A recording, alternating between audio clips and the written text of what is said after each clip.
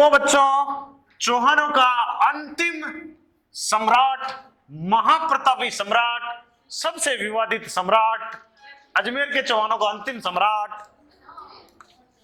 आएगा, नाम है पृथ्वीराज चौहान। इसको चौहान ही बोलते हैं, ओरिजिनल में पृथ्वीराज चौहान ही है क्या, और थर्ड भी बोलते हैं इसको, पृथ्वीराज चौहान या पृथ्वीराज थर्ड। 1177 से 1192, 1177 से 1192 अजमेर के चौहान लास्ट है। हाँ, तो चौहान तो और भी है। पानी लेके आना, और लेके ठंडा सा लेके। हाँ हाँ, सबसे ज्यादा इंपॉर्टेंट है ये, सबसे ज्यादा विवादित है, और आपको भी पता है हाल ही में इस पे फिल्म बन चुकी है, तो आपका कोई न कहीं ये करंट से भी बिलोंग रखता है, और मुझे ऐसा लगता है कि एग्जामों में क्वेश्चन पूछने की संभावनाएं ज्यादा है। आपके करंट में क्या हो रहा है उसको परिप्रेक्ष्य में रखते हुए उसको हिस्ट्री से जोड़ा जाता है, उसको भूगोल से जोड़ा जाता है, उसको पॉलिटी से जोड़ा जाता है, और फिर क्वेश्चन बनते हैं। समझ में आई कि नहीं? जैसे एक एग्जाम था कि उस समय मुद्दा छाया हुआ था, भारत फ्रांस से राफेल विमान खरीद रहा था। आपने सुना होगा राफेल विवाद। उसी समय कोई एग्जाम हुई, मुझे याद है, और उस एग्जाम में एक क्वेश्चन आ गया ज्योग्राफी में, डोवर जल संधि क्या है? फ्रांस और वो दो देशों के बीच में है, डोवर जल संधि पूछ ली उसने। जो करंट में हो रहा होता है ना, उसको परिप्रेक्ष्य में रखते हुए, उसको ध्यान में रखते हुए उसको हिस्ट्री से जोड़ा जाता है, उसको पॉलिटी से जोड़ा जाता है, उसको इकोनॉमिक्स से जोड़ा जाता है, उसको सबसे जोड़ के फिर क्वेश्चन बनता है। तो इस पे फिल्म बन गई, विवादित रहा है हाल ही में बहुत ज्यादा, इसलिए मुझे लगता है इसका क्वेश्चन बन सकता है। हाँ या ना? चलो,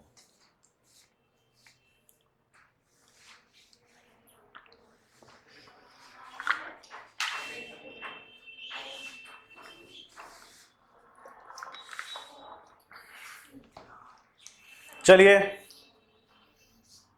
थोड़ी बात कर लेते हैं इनकी। इधर से शुरू करें।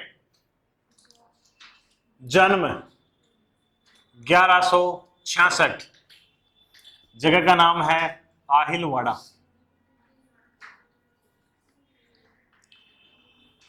आपका ननियाल में हुआ है इनका जन्म, ठीक है? कांचन देवी गुजरात की थी।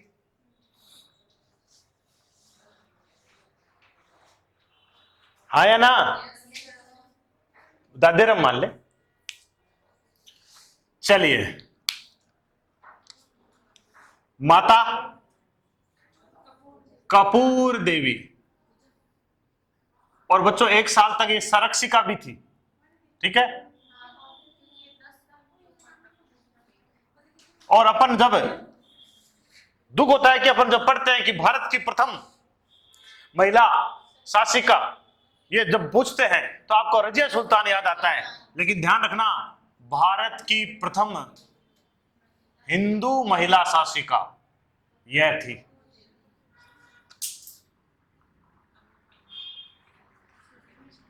हिंदू महिला शासिका क्या नाम है? कपूर देवी। पिता का नाम सोमेश्वर,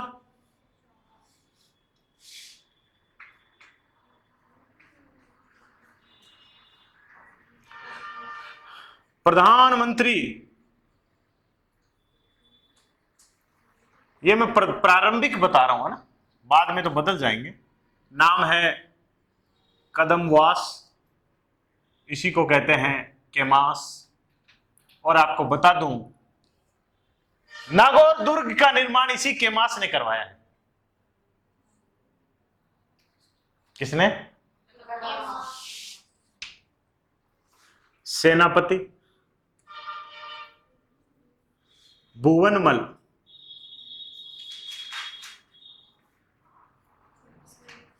ये दोनों ही प्रारंभिक है बच्चों, तराइन तक रहेंगे गारंटी नहीं है।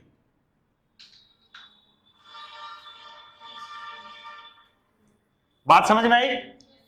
प्रारंभिक जब वो शुरू में 1 साल तक जब इन्होंने माता ने संभाला था तब, और क्योंकि 1 साल तक माता ने संभाला तो ये भी क्वेश्चन आ जाता है कई बार, राजतिलक कब हुआ? 1177। समझ में आई कि नहीं? 78, सॉरी 78।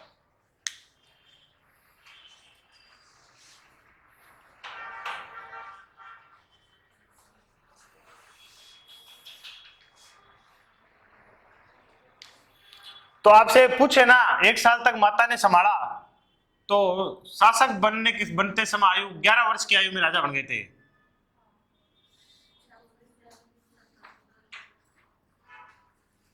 राजा तो बन ही गए थे ना, वो अलग बात है कि माता 1 साल तक संरक्षिका रही।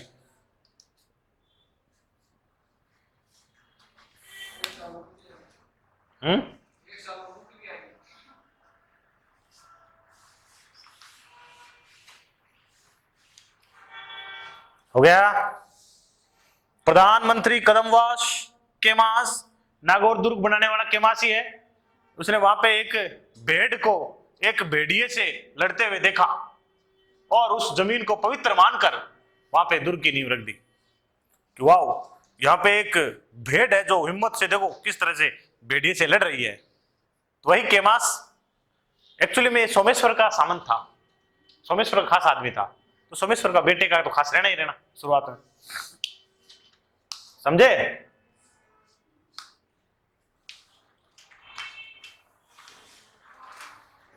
हो गया। चलिए देखो, पृथ्वीराज चौहान है ना, पृथ्वीराज चौहान के सामने परेशानी है, घर की परेशानी, घर वाले परेशान कर रहे हैं, नागार्जुन और अपरागांगे अब विरोध कर रहे हैं। नंबर 2, देश की परेशानी, पड़ोसी, घर से निकलने के बाद पड़ोसी मिलता है, पड़ोसी की परेशानी। और तीसरी विदेश की परेशानी। इन तीनों परेशानियों का सामना करना पड़ रहा है, हाँ या ना? तो देखते हैं, कई बार कहते हैं कि इसकी प्रारंभिक विजय,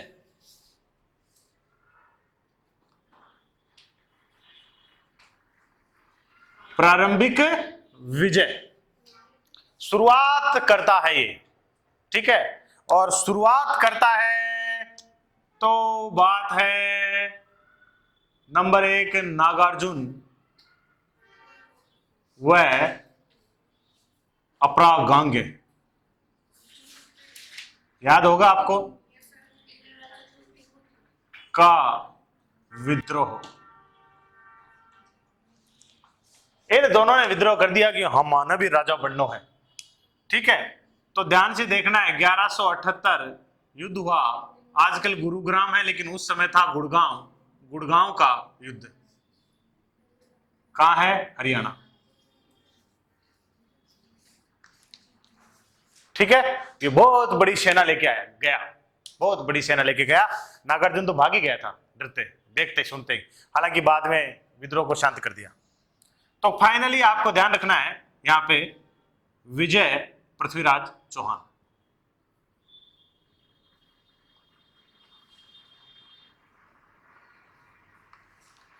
यह इसका पहला विद्रोह था।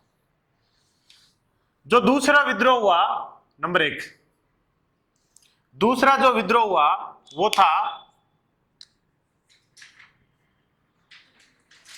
बंडा नायको या बंडा नाको, बंडा नायको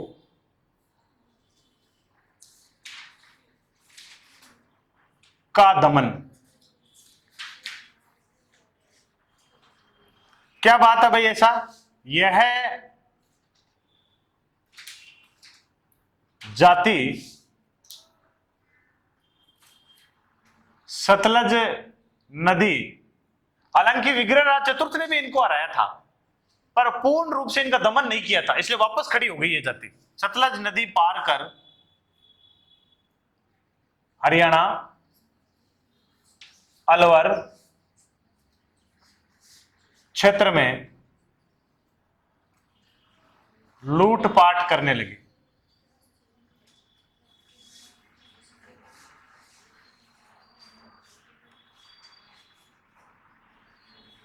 पृथ्वीराज ने विद्रोह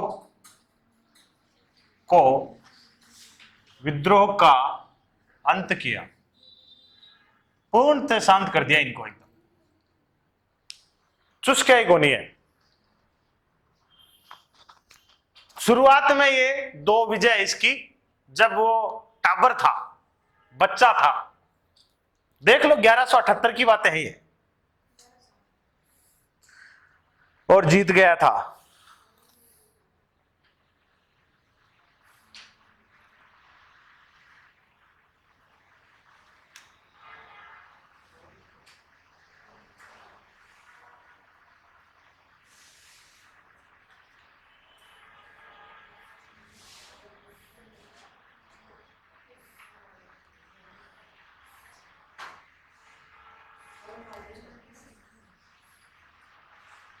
हो गया, शुरुआत की विजय है ये, याद रखना। इन विजयों में इसके जो सेनापति है ना, प्रारंभिक दौर में वो सेनापति थे, तो मैंने क्या लिखा है, प्रारंभिक विजय। इस दौर में इनके वही सेनापति हैं।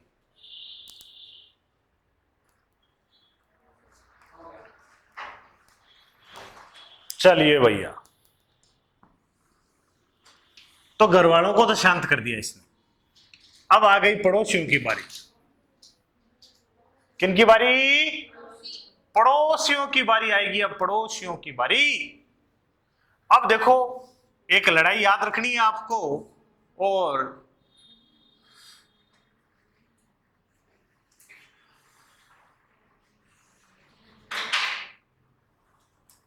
एक वंश था, चंदेल वंश। क्या नाम है? चंदेल वंश। बुंदेलखंड के आसपास ये वंश राज कर रहा है। कहां पे? बुंदेलखंड के। आपने कभी खजुराहो सुने होंगे? खजुराहो, ये चंदेल वंश की देन है। खजुराहो सारे के सारे, ठीक है। चंदेल वंश, और शासक हैं, नाम है परमर्दी। परमर्दी देव चंदेला। राजा का क्या नाम है भाई? परमर्दी देव चंदेला। पर मिर्दी देव भी आता कई बार, मिर्दी, परमर्दी या मिर्दी देव चंदेला, याद रखना। 1182 की बात है, और एक युद्ध का नाम है महोबा। पहोबा नहीं, पहोबा याद आ रहा है? कहां पे पहोबा?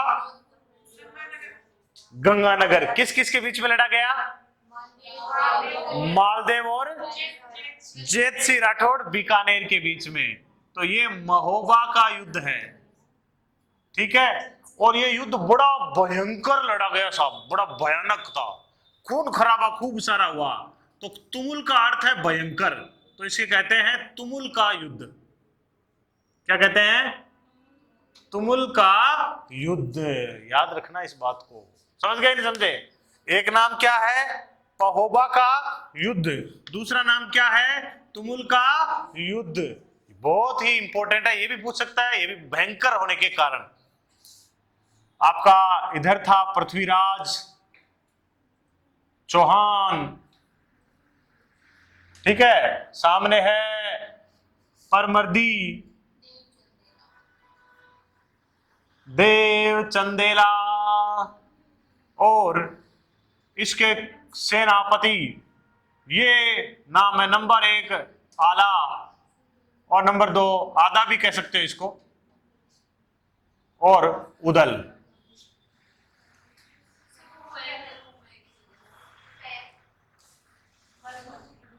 मरमर्दी हो गया क्या?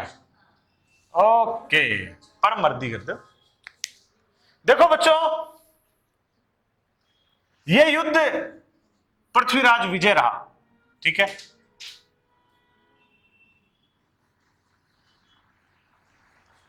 पृथ्वीराज पीसी 3rd, पृथ्वीराज चौहान।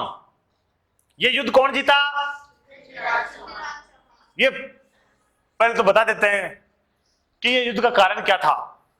कहा जाता है कि पृथ्वीराज चौहान के कुछ घायल सैनिक दिल्ली लौट रहे थे, और चंदेल शासकों ने इनको रोक लिया रास्ते में, उनको मार डाला। तो अपने उन सैनिकों का बदला लेने के लिए ये कार्य किया इसने। लेकिन ये युद्ध एक्चुअली में इन दो बहादुर सेनापतियों के लिए जाना जाता है। इन्होंने क्या युद्ध किया है, बड़े भयंकर तरीके से युद्ध किया और वीर गति को प्राप्त हुए, इनके लिए याद किया जाता है, इनकी वीरता के लिए याद किया जाता है आला और उदल। समझ में आएगी नहीं?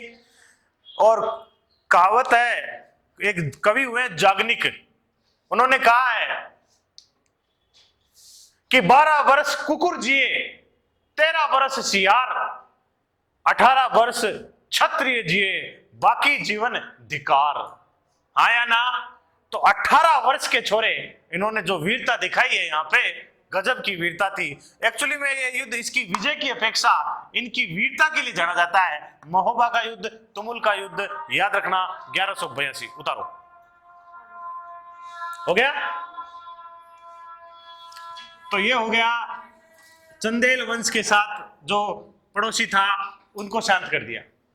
ठीक है, अब एक दूसरा पड़ोसी है, इनसे तो लफड़ा कई सालों से चल रहा है,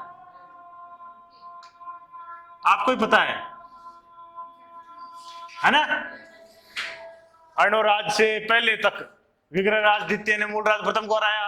अर्णोराज चौपड़ पासा खेलते हुए लफड़ा कर गया, कंचन देवी को भला बुरा कह गया, उसने फोन किया, कुमार पाल आया, फिर विग्रहराज चतुर्थ कुमार पाल को दोबारा हरा देता है। मतलब चालुक्यों के साथ तो लफड़ा चलता ही रहता है। पृथ्वीराज प्रथम ने 700 चालुक्यों की हत्या कर दी पुष्कर में, हाँ या ना? तो चालुक्य का इस समय शासक है भीम सेकंड। बात हुई अपनी अभी अभी, भीमदेव सेकंड कर दो, थोड़ा नाम छोटा लग रहा है तो एक कारण तो ये हो सकता है, इसने अपने पिता को मारा है तो ऑब्वियसली बदला तो लेगा ही लेगा ना, ठीक है ना? बदला लेना ही लेना है। तो भाई साहब 1184 में इस युद्ध का नाम है नागौर का युद्ध। ये लड़ाई नागौर को लेकर हुई है।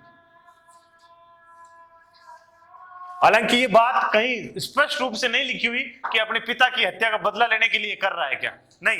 एक्चुअली में कई जगह बताया जाता है कि इनकी सीमाएं आपस में टच हो रही है, नागौर को लेकर दोनों में लड़ाई हुई है ये। ठीक है, एक तरफ आपका है पृथ्वीराज और दूसरी तरफ है भीमदेव। ठीक है, भीमदेव, इसका सेनापति था मुकुट देव। मुकुट देव सेनापति का क्या नाम है?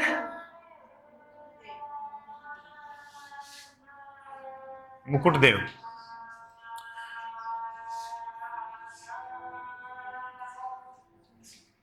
विजय पीसी थर्ड। देखो एक्चुअली में क्या है कि ये विजय भी नहीं, युद्ध बहुत दिनों तक रुक के चलता रहता था। ये 1187 में रिजल्ट निकला और कहते हैं कि एक संधि हुई है, आया ना? 1187 में रिजल्ट निकला और एक संधि हुई और भीमदेव की बेटी से इसने ब्याह किया, तब जाके ये युद्ध शांत हुआ, समझ खत्म हुआ। तो भीमदेव की पुत्री से विवाह किया।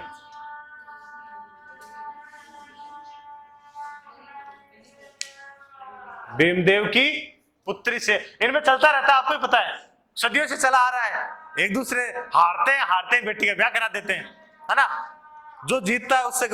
मुझे लगता है इनके यहाँ शादी करने से पहले लड़ाई होना एक जरूरी है, रीति रिवाज बन गया इन दोनों के बीच में। ठीक है ना? ब्याह मंड रहे हैं, हाँ चलो भाई लड़ाई भी उसी कन्फर्म, तलवारा भी चेक कर लो, हाँ या ना? तो लगभग ये तय था कि ये क्योंकि इनमें ना तो एक दूसरे को ढंग से लड़ रहे होंगे, शायद रिश्तेदार हो रहे आपस में। मुझे तो लगता है ये नाटक और कर रहे होंगे ऐसे धीरे धीरे। तो ऐसे कोई लड़ाई खास नहीं है। लास्ट में फाइनली संधि हुई, रुक के 3 साल तक ये लड़ते रहे आपस में धीरे धीरे और फाइनली भीमदेव की पुत्री से ब्याह करके युद्ध शांत हो गया। हाँ, जब भी कोई शादी के लायक लड़की होती, चलो युद्ध करते हैं। चौहानों और चालुक्यों में तो ये चलता आया है। हाँ, जो हारेगा वो अगर बेटे का विवाह कराना है तो बड़ी बहादुरी से लड़ते, उधर से लड़की लानी है, और बेटी का विवाह करना है तो शायद जानबूझ के भी हार जाते होंगे, हाँ या ना? तो इस तरह से ये युद्ध भी खत्म हो गया, भीम सेकंड को हरा दिया गया। समझ गए? देखो इस जो भीम सेकंड वाले युद्ध का आमतौर पे कारण तो यही है, दोनों की सीमाएं मिलती थी इसलिए कर रहे हैं। एक वर्णन और है, एक आबू की राजकुमारी थी इच्छन, इच्छन देवी या इच्छन कंवर, और वो उस भीम देव ने उससे अपनी सगाई कर रखी थी और पृथ्वीराज चौहान ने शादी कर ली। अब सीधी सी बात है, वही बात आपकी कृष्णा कुमारी विवाहवाद वाली बात। तो कहते हैं कि इच्छन कुमारी को लेकर भी लड़ाई हो सकता है, ये कारण होगा, पर जो भी कारण रहा हो गया।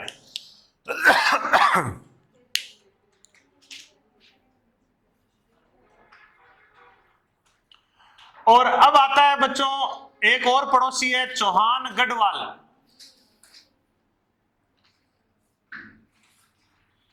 चौहान गढ़वाल संघर्ष।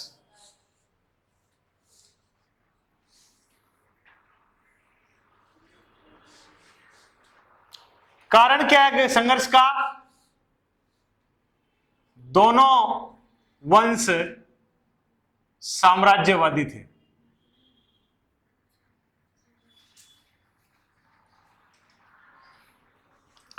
और कारण देखना चाहते हो तो यही लिख देता हूं, चलो। जयचंद गढ़वाल दिल्ली पर अधिकार करना चाहता था।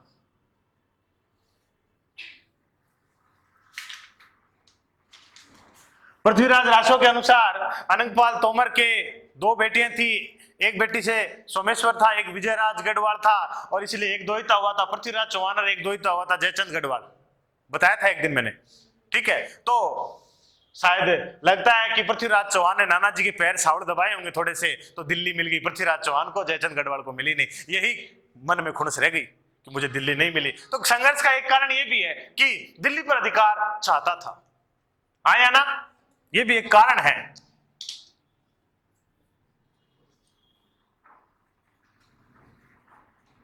पृथ्वीराज के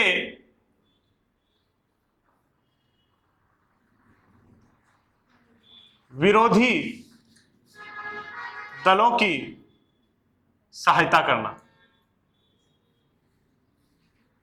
जित पृथ्वी ने परमिति देव को हराया तो भी जयचंद उधर से आया, पृथ्वी ने भीम को हराया तो भी जयचंद उधर से आया। तो एक तरह से पृथ्वीराज भी सोच रहा होगा कि इसके क्या कुचल नहीं है, हर बार मेरे सामने आ जाता है। तो ये भी एक कारण है कि दोनों में संघर्ष होना जरूरी है। अब बात ऐसी है कि पृथ्वीराज रासो एक कारण और बताता है, पृथ्वीराज रासो बताता है जो चौथा कारण है, कहते हैं कि ये भी एक कारण है भैया। तो इसको मैं थोड़ा सा अलग से लिख रहा हूं इस कारण को, ये भी एक कारण है क्योंकि पृथ्वीराज रासो ही बोलता है, ध्यान रखना, और बाकी नहीं बोलते।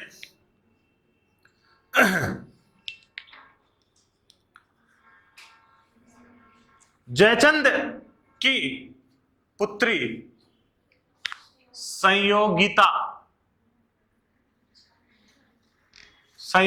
से पृथ्वीराज चौहान स्वयंवर में अपहरण कर गांधर्व विवाह कर लेता है।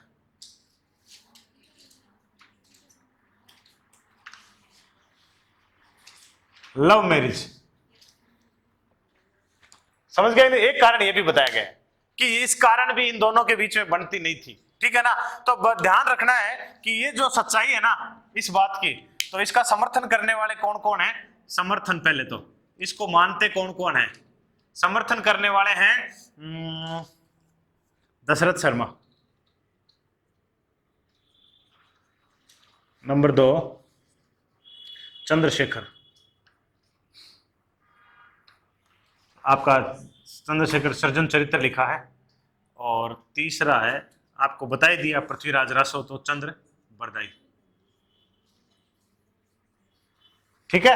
ये समर्थन करने वाले हैं, लेकिन विरोध कौन करते हैं? इस बात का समर्थन नहीं करते हैं कि ये बात कल्पना है, केवल कल्पना बताया है। नंबर 1 गौरी शंकर ओझा, कैसी कोई घटना हुई नहीं है। और नंबर 2 आरसी त्रिपाठी।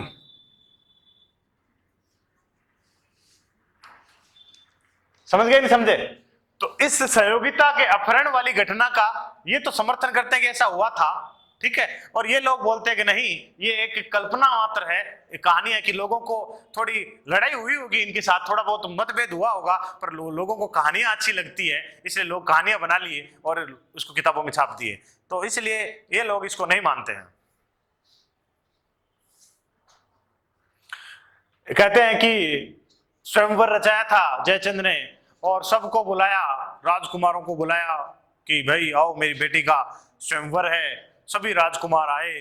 अच्छी बात है, अपनी बेटी का विवाह करने का तरीका होता है, बिल्कुल करना भी चाहिए। लेकिन कहते हैं कि पृथ्वीराज की एक प्रतिमा बनाकर और जहां पे लगवाई वहां पे चप्पल जूतियां खोली जाती है, और इस बात से थोड़ा सा फर्क पड़ेगा इस घटनाक्रम को। रानी राजकुमारी जी आई और सहयोगिता जी और सबको पूछा, चेक किया, योग्यता परखी कि हाँ भाई बोल, क्या क्या याद है, मारवाड़ का इतिहास पूरा याद है, हाँ मेवाड़ का याद है, सबकी योग्यता चेक की और किसी को लायक न समझकर उसी राजकुमारी की जो पत्थर की प्रतिमा थी उसी को माला पहना दी। कहते हैं कि पृथ्वीराज वहीं कहीं छुपा हुआ था और उसने आया सेना के साथ और भरे दरबार में सहयोगिता का अपहरण करके ले गया। जयचंद की सेना भी पीछा किया उसने लेकिन वो जगह जगह उसने पहले से सैनिक छोड़ रखे थे जो उस सेना का सामना कर रहे थे ताकि पृथ्वीराज आराम से दिल्ली पहुंच सके। एक ये भी कथा है, समझे? खैर, इनसे संघर्ष के कई कारण हैं जो साम्राज्यवादी से लेकर इस घटना तक को भी माना जा सकता है।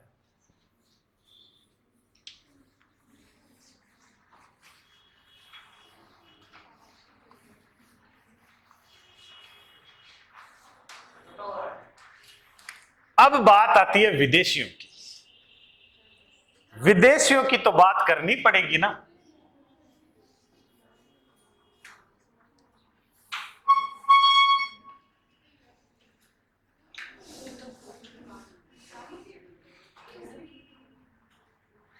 मोहम्मद गोरी,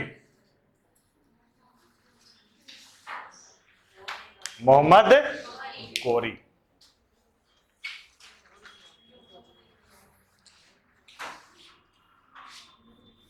भारत पर प्रथम आक्रमण 1175, कई जगह 74 मिलेगा, मुल्तान।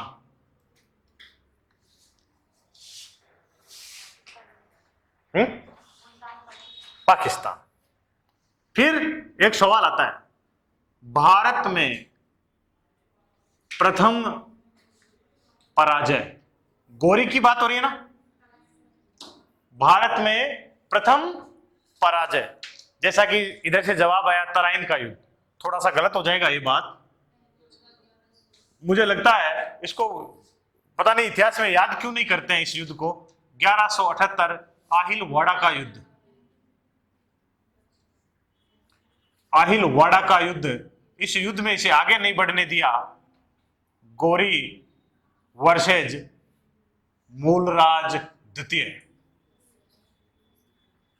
और यह भी इस समय छोटा है तो इसकी संरक्षिका है नायिका देवी। क्या नाम है? नायिका देवी, हाँ या ना? इसकी संरक्षिका है नायिका देवी, याद रखना। और आपको याद बिल्कुल, ये पृथ्वीराज गोरी की पहली हार है, याद रखना। तराइन का प्रथम युद्ध मत बता देना।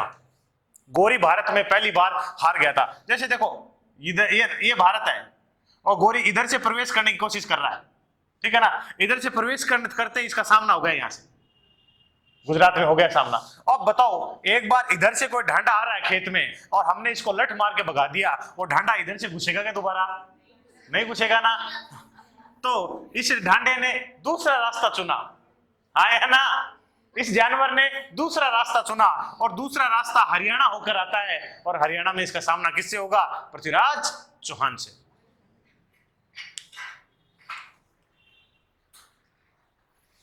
तो ध्यान रखना है मोहम्मद गोरी की पहली हार।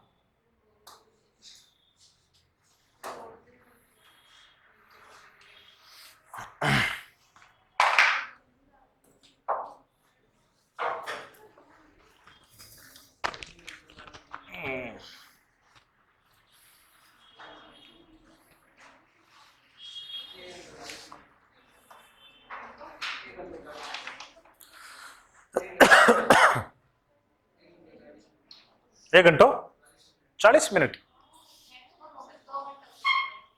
नहीं तो चलो आज ये तो पूरा करवाना है तो होने दे कितना।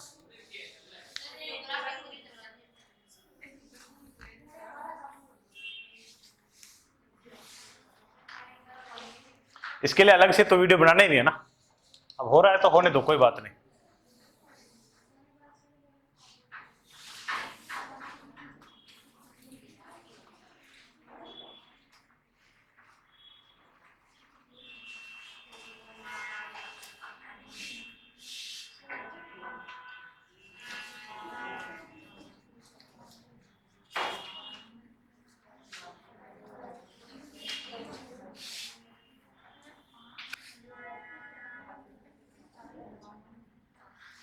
ग्यारह सौ 91 तराइन का प्रथम युद्ध, the battle of Tarain.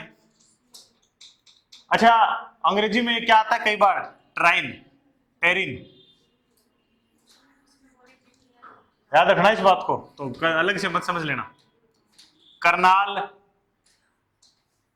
Haryana, कहां पर, करनाल हरियाणा। आपका एक तरफ है पृथ्वीराज और सामने है मोहम्मद साबुद्दीन गोरी।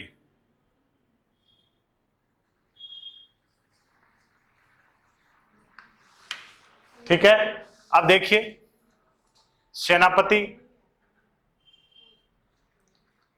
खांडेराव, सेनापति का क्या नाम है, खांडेराव। सहयोगी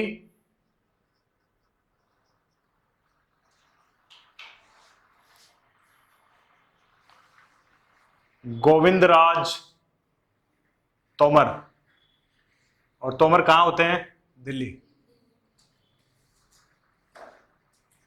समर सिंह जालोर,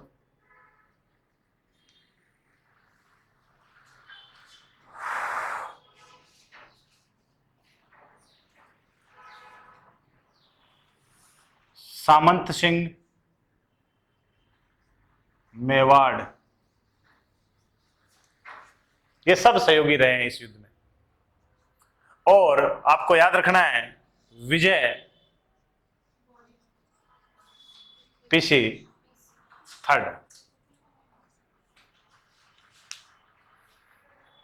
पहले इधर वाला उतारो फिर उसको शुरू करते हैं, ये समझ में आएगा तो वो समझ में आएगा।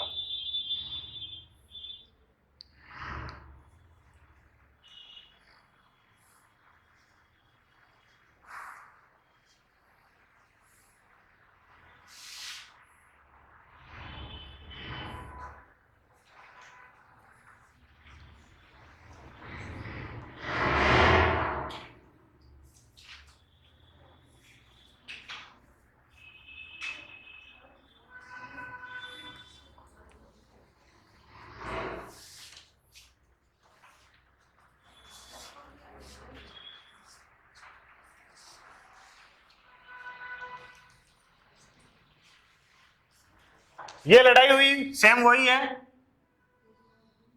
पृथ्वीराज चौहान सामने गोरी।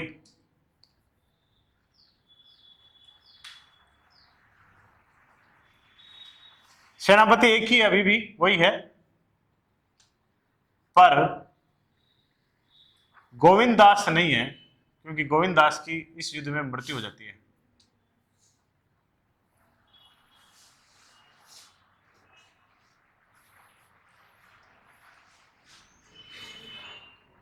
विजय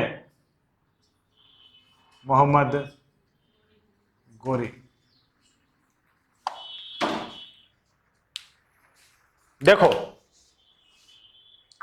तराइन का प्रथम युद्ध जीतने के बाद, मोहम्मद गोरी को हराने के बाद, पृथ्वीराज चौहान ने भागती हुई मुगल सेना का पीछा, भागती हुई गोरी की सेना का पीछा नहीं किया। यह इसकी सबसे बड़ी भूल बताई गई है। हालांकि कहते हैं कि भारतीय संस्कृति का मूल्य है कि गोरी को पकड़ने के बाद भी उसे छोड़ दिया गया, उसे जाने दिया गया, हाँ या ना? जबकि उसे ऐसा नहीं करना चाहिए था। ठीक है। और 1 साल बाद गोरी फिर से तैयार होकर आया। कहते हैं, गोरी कहता है किसी पुस्तक में कि मैं 1 साल तक अपने बीवी बच्चों से नहीं मिला, तैयारी करता रहा, सिर्फ सेना लेके तैयारी करने आया, पूरी सेना लेके आया और पृथ्वीराज चौहान के पास संदेश भिजवाया, एक दूत भेजा कि इस्लाम स्वीकार करा लो, कर ले, नहीं तो युद्ध करना पड़ेगा। पृथ्वीराज चौहान ने वापस संदेश भिजवाया कि जहां है वहीं से लौट जा, नहीं अब की बार, पिछली बार तुझे माफ कर दिया था, अब की बार तुझे मृत्यु मिलेगी। बस आमने सामने हो गई सेना। पृथ्वीराज की सेना देखकर गोरी को लगने लग गया कि पिछले वाले युद्ध की तरह पुनरावृत्ति होने वाली है, हाँ या ना? समझ में मेरी बात आ रही है? लेकिन तो उसने कूटनीति दिखाई और पृथ्वीराज के पास गया कि मैं तो युद्ध चाहता ही नहीं हूं, मतलब वार्ताओं का दौर का एक षड्यंत्र रचा की बातचीत कर लेते हैं। मैं तो चाहता ही नहीं हूं युद्ध, मेरा भाई बैठा है गजनी में, वो मुझे बार बार भेजता है, वापस जाऊंगा तो वो मुझे मतलब वापस भेज देगा, इसलिए मैं कुछ दिन तक आपके सामने घेरा डाले पड़ा रहना चाहता हूं, वैसा करना चाहता हूं। तो कहते हैं कि बहुत दिनों पृथ्वीराज जी मान गया इस बात का और आमने सामने घेरा डाले बैठा रहा बहुत दिनों तक। पृथ्वीराज को लगा कि अब आक्रमण युद्ध तो होगा नहीं, तो उसने उसके खुद का राज्य भी असुरक्षित था, क्योंकि इसने चालुक्यों से संघर्ष ले रखा था, गढ़वालों से ले रखा था, मोल और चंदेलों से ले रखा था। तो उसने यहां से अपनी सेना, बढ़िया बढ़िया सैनिक टुकड़ियों को उठा उठा के अपने वहां शिफ्ट कर दी, उसने लगा दी वहां पे, और ये सामने बैठा रहा, उसकी तरफ से भी कोई हलचल नहीं हुई, और रोजाना सुबह उठ के गुड मॉर्निंग और बोलता कि जय हिंद, हाँ या ना? चलो, लेकिन कहते हैं कि एक दिन सुबह सुबह ही ये लोग उठे ही थे, रात में ज्यादा पी पा के सोया और उठे ही थे, सुबह उठते ही मॉर्निंग टाइम में इसने आक्रमण कर दिया, इनको संभलने का मौका ही नहीं मिला, और इस कूटनीति के सारे ये युद्ध जीत पाया है। बहुत सारे इतिहासकार इसको युद्ध मानते ही नहीं है, बहुत सारे इतिहासकार, ये युद्ध नहीं है, ये तो एक छोटी सी लड़ाई थी, क्योंकि युद्ध तो होता है जब सेना आमने सामने तैयार रहे, बाकायदा बोल के लड़ा जाए, हाँ भाई हम वार कर रहे हैं, संभलो, हिम्मत है तो सामना करो। ये युद्ध था ही नहीं, हाँ या ना? चलो, तो इसको उतारो, पहले उतार लिया होगा। अब मैं कुछ परिचय करा रहा हूं कुछ लोगों का, ध्यान से देखना। क्या हुआ? ये सब व्यक्ति पृथ्वीराज से जुड़े हुए हैं। हेडिंग डालो, व्यक्ति परिचय।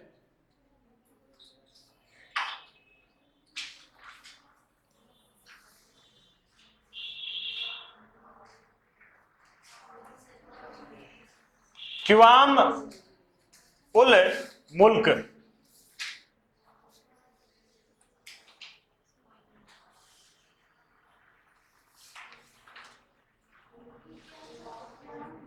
रुकनुद्दीन हमजा, ये 2 आदमी हैं। ठीक है, क्या लिखना है आपको? मोहम्मद गोरी के दूत जो पृथ्वीराज के दरबार में आए।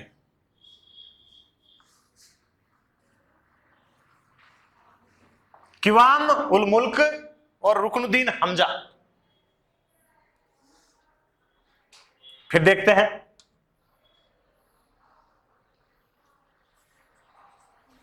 स्कंद और चौथा मैं लिखा रहा हूं उदयकरण।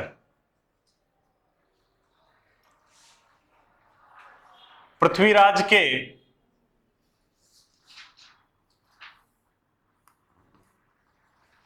महत्वपूर्ण सेनापति जो तराइन के द्वितीय युद्ध में देरी से पहुंचे। यह भी एक हार का कारण बताया जाता है, हाँ या ना? दो सेनापति हुए हैं, एक का नाम क्या था? स्कंद, एक का नाम था उदयकरण।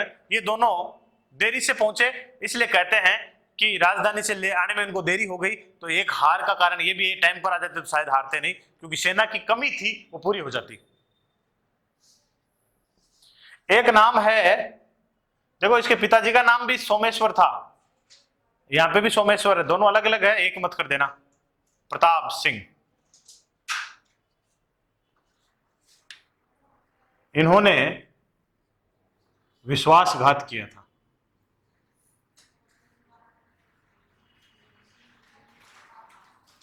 क्या किया था? विश्वासघात किया था।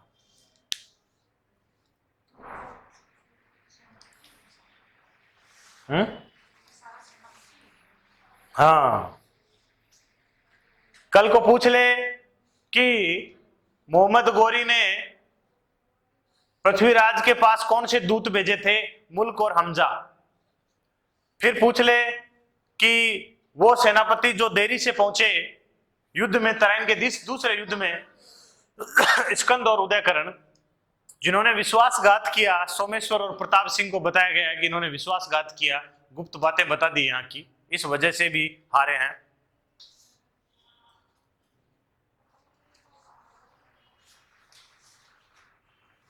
हो गया?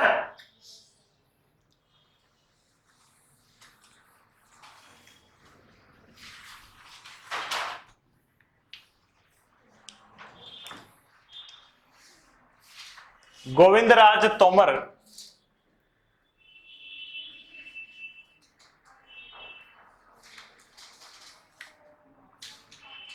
तराइन के प्रथम युद्ध में मोहम्मद गोरी को घायल कर दिया था।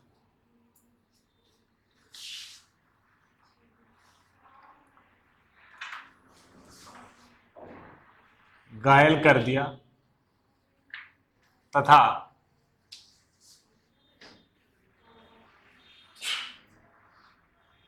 उसके सेनापति जियाउद्दीन को बंदी बनाकर दिल्ली लाया। ये गोविंदराज तोमर थे।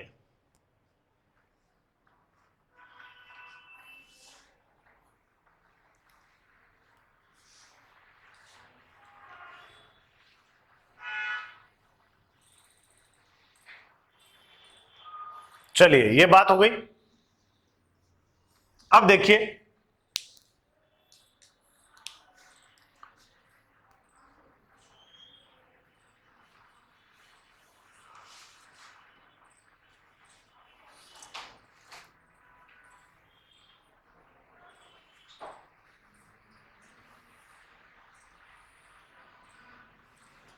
ग्यारह सौ 78 से 1192 के मध्य,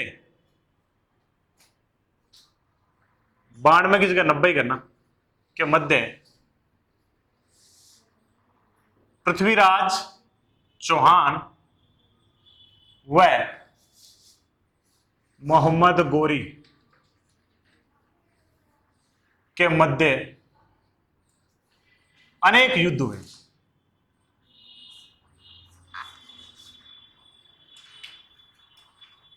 कहते हैं कि बहुत सारे युद्ध हुए हैं।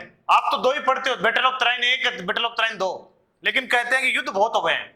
जैसे एक उदाहरण देते हैं, हमीर महाकाव्य। मुझे राइटर बताना कौन है, लिख चुका हूं पहले मैं बहुत बार, फटाफट बताओ, याद है क्या? नयनचंद सूरी। इतनी बार आ गया, याद यही हो जाना चाहिए था ये। नयनचंद सूरी, और वो कहते हैं कि 7 बार हराया। यहां पे मैं ये नहीं बोल रहा हूं मोहम्मद गोरी ने पृथ्वीराज को 7 बार हराया, आपको समझ जाना चाहिए ऑटोमेटिक ही, किसने 7 बार हराया? पृथ्वीराज ने मोहम्मद गौरी को हराया है। पृथ्वीराज ने मोहम्मद गौरी को।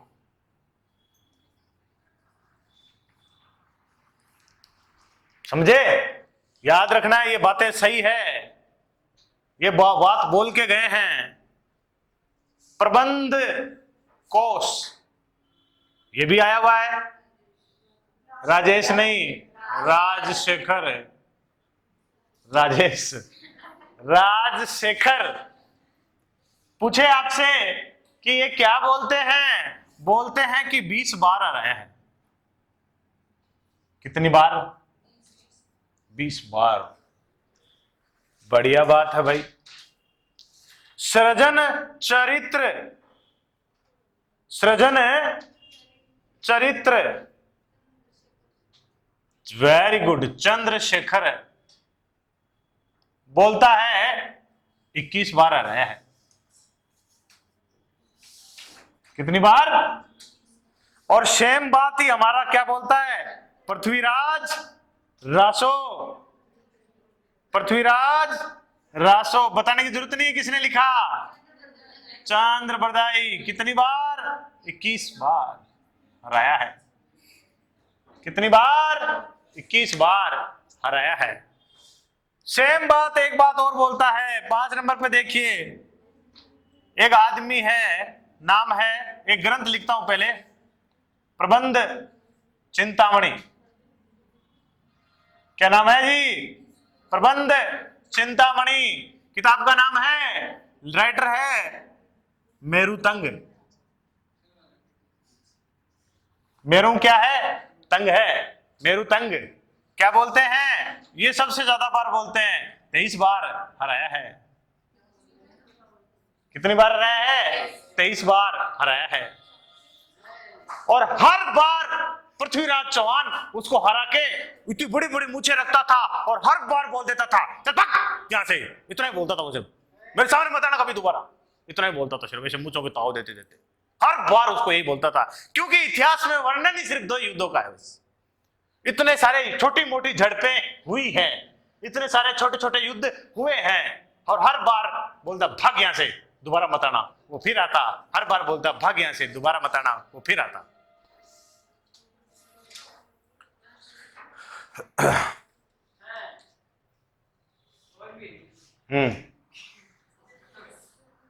होने दे, मैं इसको 2 टुकड़ों में करवा दूंगा। नहीं तो मैं खुद ही करवा दूंगा ना से 2 टुकड़े, लेकिन इसको कंप्लीट तो करूं ना, क्योंकि इसको बीच में छोड़ूंगे। अब है 15-20 मिनट का हो रहा है।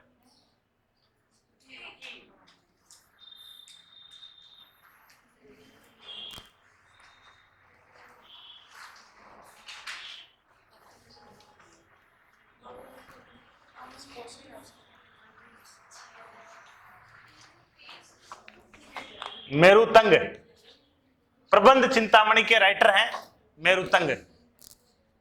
उन्होंने बताया है कि 23 बार हराया है।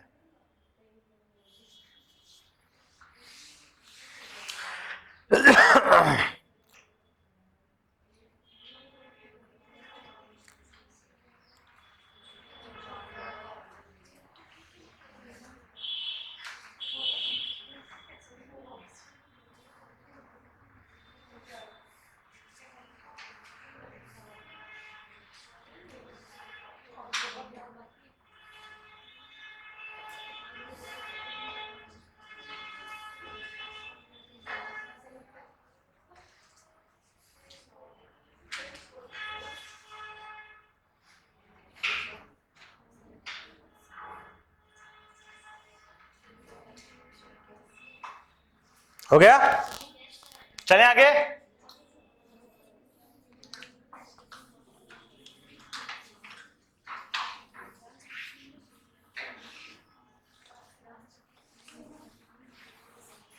क्योंकि कारण साफ है, इस शासक की हर एक चीज विवादित रही है, हर एक चीज। अभी तक सत्यता किसी को पता नहीं है, इसलिए क्वेश्चन ज्यादा आने की संभावनाएं हैं। अब अगला है, अपना बिंदु है कि पृथ्वीराज चौहान कि, शांत हो जाओ भाई, मृत्यु, पृथ्वीराज चौहान की मृत्यु भी विवादित है। समझ रहे हो मेरी बात को? मृत्यु भी विवादित है।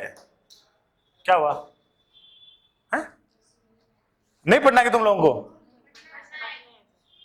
मैं कल से पढ़ाना ही छोड़ दूंगा। चलो,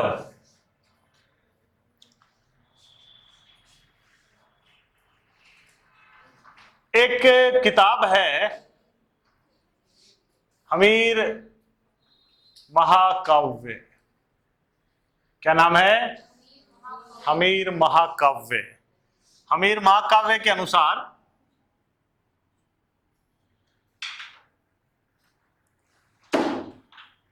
पृथ्वीराज की मृत्यु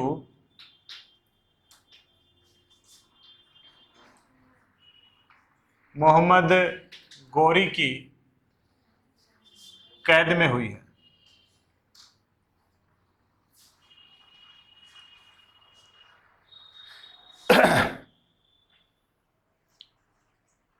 हसन निजामी एक इतिहासकार हैं, पुस्तक है ताज उल मासिर। ये कहते हैं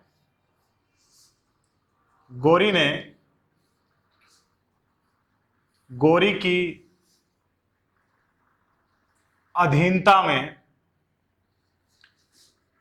पृथ्वीराज ने अजमेर से शासन किया तथा बाद में गौरी ने हत्या करवा दी। ऐसा ये क्यों बोलते हैं? क्योंकि बाद के सिक्कों पर एक तरफ मोहम्मद शाम लिखा मिलता है।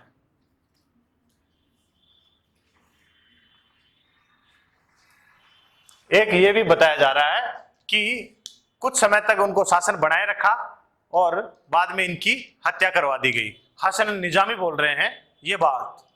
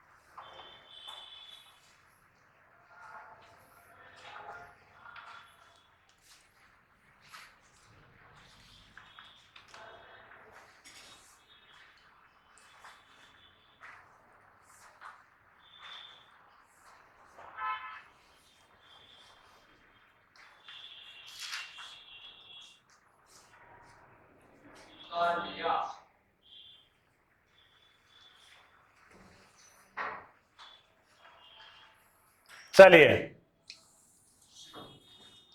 अब पृथ्वीराज चौहान का मृत्यु को लेकर वो कथन जो आपकी पृथ्वीराज रासो बोलती है।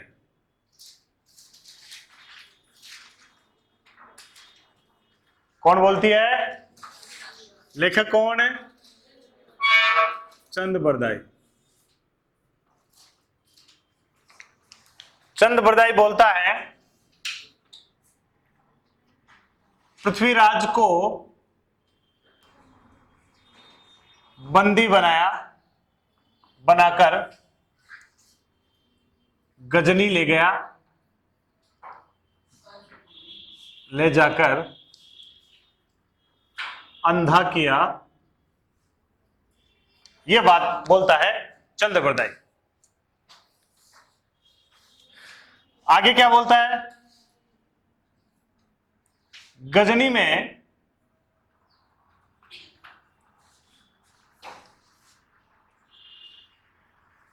पृथ्वीराज ने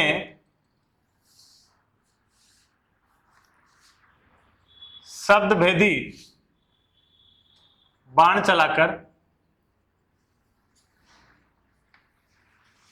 गोरी की हत्या कर दी,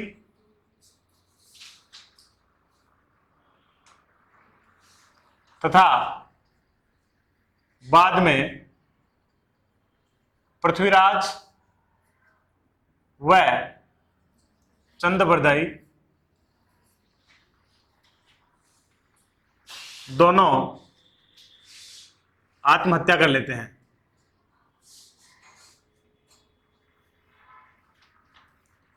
वो दोहा याद रखना है फिर पिंगल भाषा का, 4 बांस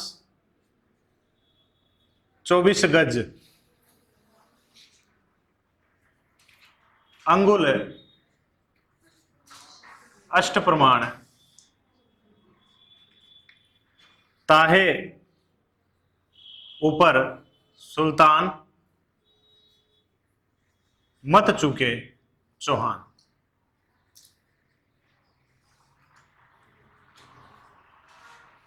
ये दोहा बोला गया, वो वाली सारी जो बात है एक दिन मैंने पहले आपको बताई होगी, वो सारी बात चंद्रबरदाई के अनुसार है कि ये जाते हैं और बाद में हत्या कर देते हैं और खुद आत्महत्या कर लेते हैं।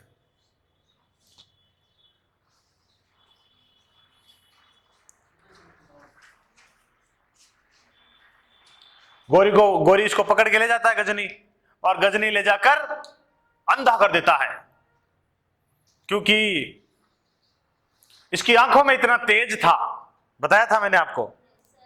तो गोरी की बेग में बेहोश हो गई थी, है ना। इस बात को देखकर उसे कहते हैं कि उसने उनको अंधा कर दिया। चंद्रबरदाई के पुत्र जल्लन आगे लिखते हैं कि मेरे पिताजी गए, गजनी, इस रचना को पूरी जल्लन करता है, जल्लन इनका बेटा, कि मेरे पिताजी गए गजनी और उन्होंने गोरी को कहा कि देखो हमने तो आपको माफ कर दिया था और आपने देखो हमारे राजा के साथ क्या किया है। तो गोरी बोला कि देखो वो तुम्हारी संस्कृति थी माफ करने की, और हमारी संस्कृति है हम साफ कर देते हैं, हाँ या ना। तो बोला कि ठीक है आपने साफ तो कर दिया, लेकिन इस बंदे के पास एक टैलेंट है, वो तो देख लो। कि क्या टैलेंट है? कि ये अंधा होके भी ये जिधर आवाज करोगे ना उधर, यानी शब्द भेदी बाण चला सकता है। कि यार चंद्रबरदाई क्यों बांद्रा बना रहा है, ऐसा कोई हो सकता है क्या? कहा हो सकता है। और कहते हैं कि बुलाया गया, और बुलाया गया, इन दोनों ने पहले ही सेटिंग कर ली थी अपनी। और गोरी बोला कि ये घंटी बजेगी, तुझे बाण चलाना है उधर। और इसने बोल दिया कि महाराज घंटी बजे उधर नहीं चलाना आपको, आप तो बस मेरे दोहे पे ध्यान देना। तो उन्होंने बोला कि 4 बांस लगे हैं और एक बांस का है 24 गज का है एक बांस। इस तरह से आपके सामने एक बहुत बड़ा ज्ञान दर्शाया गया इस दोहे के माध्यम से कि 4 बांस है, एक बांस 24 गज का है। तो उनको एक आइडिया लगा लंब का, और कितना हुआ 96। अंगुल अष्ट प्रमाण को, प्रमाण मानी आधार होता है, गद्दी होती है, अंगुल मानी अंगुली 8, अष्ट मानी 8, और एक और इनको नाप मिला 8। और उस समय एक बहुत ही बेहतरीन गणित का ज्ञान उपलब्ध था इन लोगों के पास, जिसे कहते हैं पाइथागोरस प्रमेय। आपने सुना होगा मैथ के अंदर, लंब स्क्वायर प्लस आधार स्क्वायर कर्ण स्क्वायर बराबर ऐसा कुछ होता है, हाँ या ना। और इसी तरह इस नाप को आधार मानकर त्रिभुज की जब 2 भुजाएं दी हुई हो, तीसरी भुजा ज्ञात करनी हो, वो ज्ञात करना मन ही मन में, और उसको तीर छोड़ना, कितना अद्भुत ज्ञान था। उस ज्ञान को अपनाकर उस समय कहते हैं कि गोरी की इन्होंने हत्या कर दी, हाँ या ना। समझ में आएगी नहीं? ये एक पृथ्वीराज रासो का वर्णन है कि बाद में इन दोनों ने आत्महत्या कर ली। क्लियर?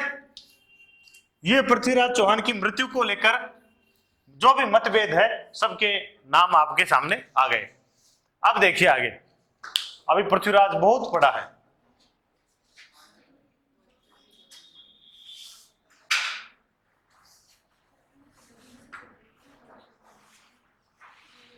विद्वान, विद्वान नंबर 1, ये तो जानते ही आप, चंद्र बरदाई विद्वान था कि नहीं था? था। मूल नाम इसका आपको अभी तक किसी को नहीं पता, पृथ्वी वलादी भट्ट था इसका नाम। चंद्र बरदाई का मूल नाम क्या था? पृथ्वी वलादी भट्ट। इसका जन्म लाहौर में हुआ था। समझे कि नहीं समझे? और रचना तो पता ही है आपको, पृथ्वीराज रासो।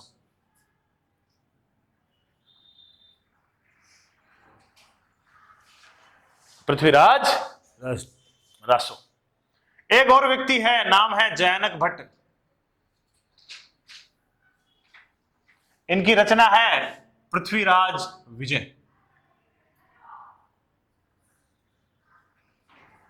पृथ्वीराज विजय।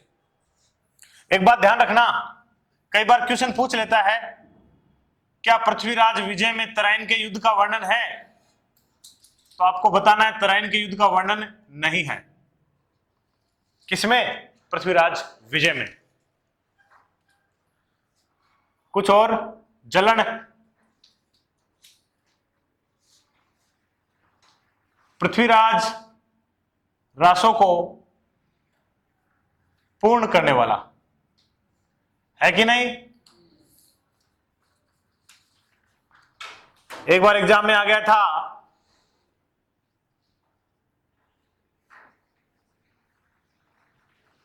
विद्यापति गौड़, वागीश्वर जनार्दन, ये आदि विद्वान किसके दरबार में रहते थे? तो आपको पता होना चाहिए, पृथ्वीराज के दरबार में रहते थे।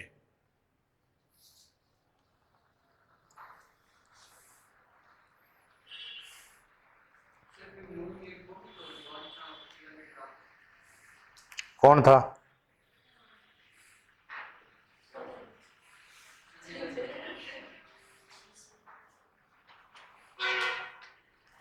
कौन था?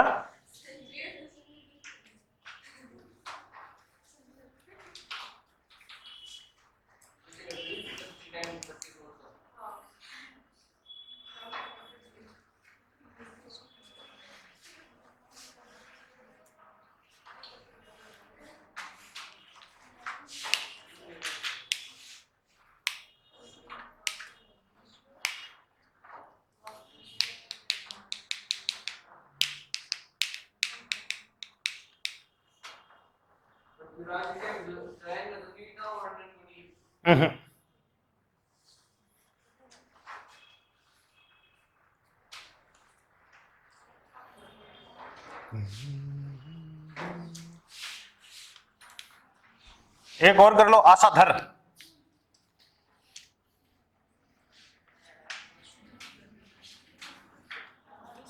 पद्मनाभ,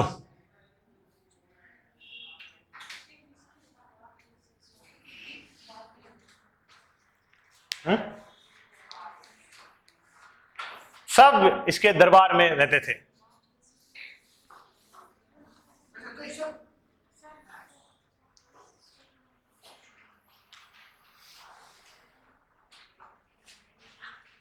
पृथ्वीराज ने अजमेर में कला व साहित्य विभाग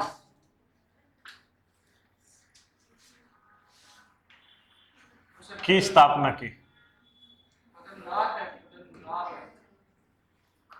पद्मनाभ, और इस कला और साहित्य विभाग के जो पहले अध्यक्ष बने उनका नाम है पद्मनाभ। अजमेर में इन्होंने कला और साहित्य विभाग की स्थापना की और इस विभाग के पहले अध्यक्ष बने पद्मनाभ।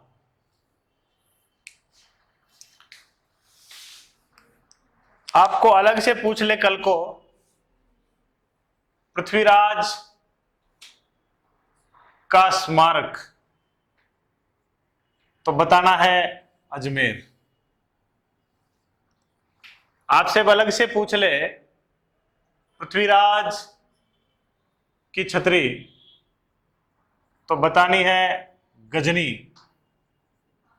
अफगानिस्तान।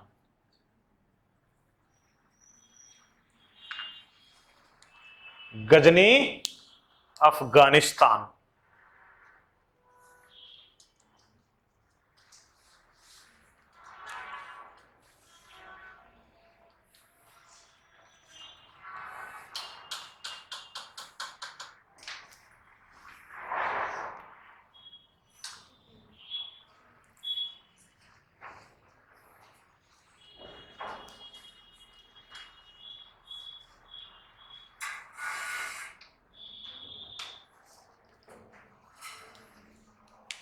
आगे देख लीजिए कुछ छोटी मोटी बातें।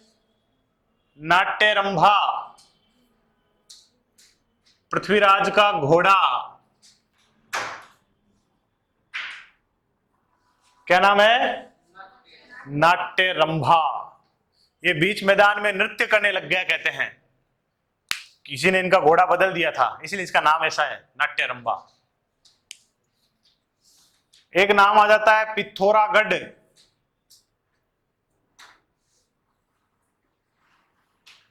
पृथ्वीराज ने दिल्ली में किला बनाया, यह है दुर्ग बनाया, क्या नाम था? पिथौरागढ़। इधर देख ले थोड़ी बहुत, पृथ्वीराज को उपाधियां दी गई है। एक उपाधि है हिंदू सम्राट। पृथ्वीराज क्या है? हिंदू सम्राट है। राय पिथौरा, राय पिथौरा का अर्थ है पीठ नहीं दिखाने वाला, युद्ध में पीठ नहीं दिखाने वाला।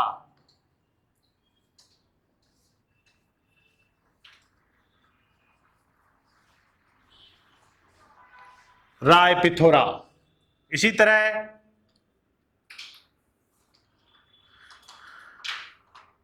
सपादलेश्वर, समझ गए होंगे क्यों कहते हैं, ये भूमि है इसलिए। भारतेश्वर,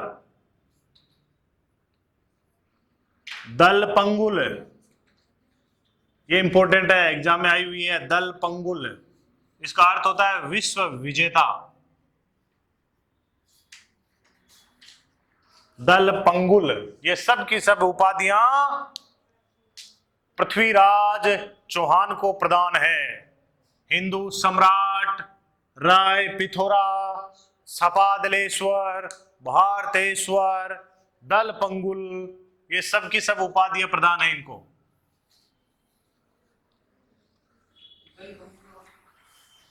दलपंगुल का मतलब विश्व विजेता।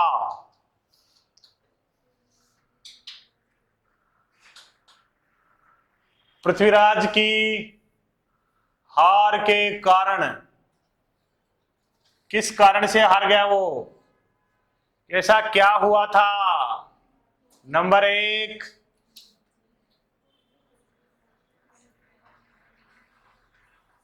मोहम्मद गोरी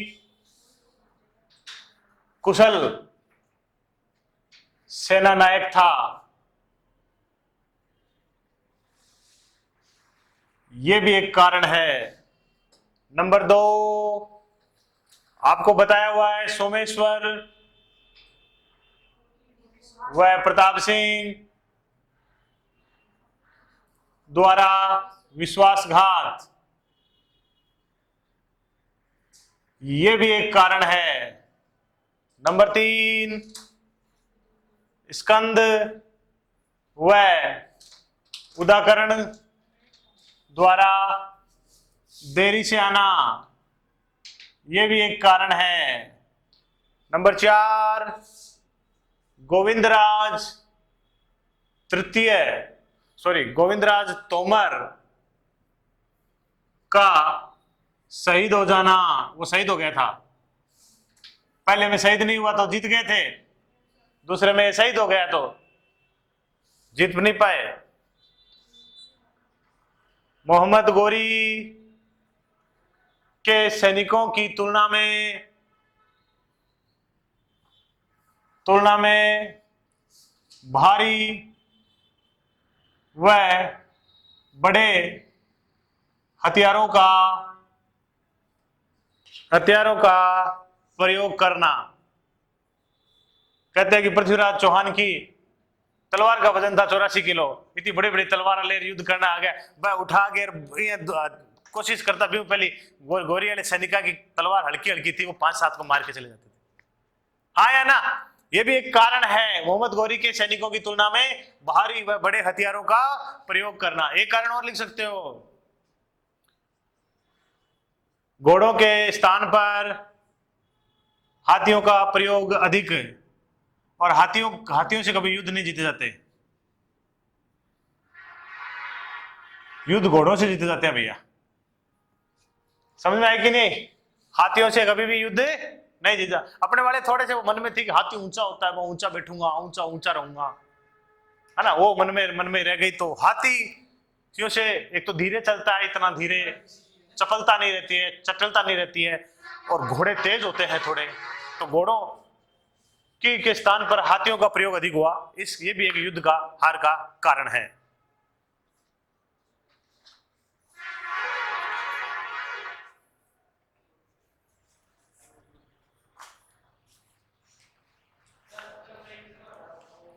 हो गया? अब परिणाम और देख लो, युद्ध का परिणाम क्या निकला है, उसके बाद परिणाम क्या निकले। ये हार के कारण है, सब एग्जाम में आते हैं, इंपॉर्टेंट है सारे के सारे, इसमें टाइम खर्च हुआ है, ये सबसे ज्यादा इंपॉर्टेंट टॉपिक है ये।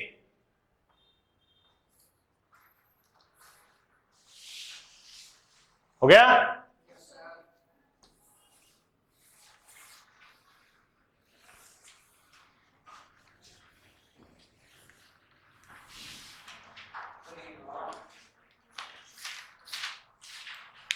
अगला, तराइन के युद्ध का परिणाम, क्या परिणाम निकले भैया? नंबर 1, भारत में मुस्लिम सत्ता या मुस्लिम शासन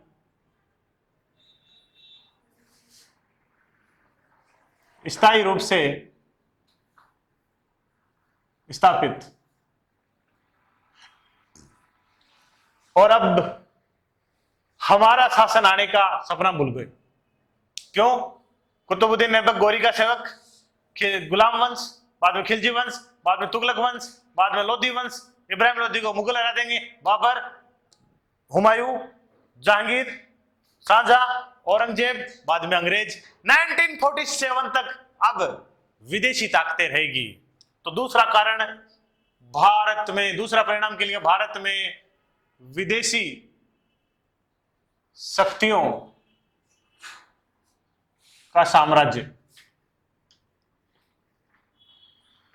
तीसरा,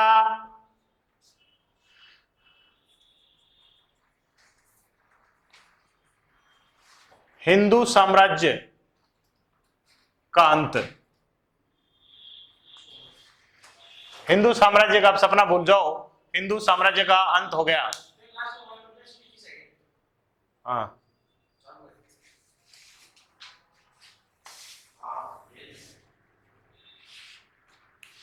समझ गया कि नहीं समझे? ये आपके परिणाम रहे हैं। ठीक है, फाइनली हो चुका है ये अपना काम। आज के लिए इतना ही, बहुत बड़ा वीडियो हो गया होगा। पृथ्वीराज चौहान है, ऑब्वियसली बड़ा तो होना ही था। ठीक है, आगे अपन रणथंभौर के चौहानों के साथ फिर उपस्थित होंगे, तब तक के लिए प्रणाम।